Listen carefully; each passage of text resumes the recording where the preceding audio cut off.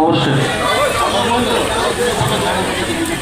আর তোমাকেও বলতে হবে হেলমেট ছাড়া আসবে না। আম্মু এবার থেকে হেলমেট করবো।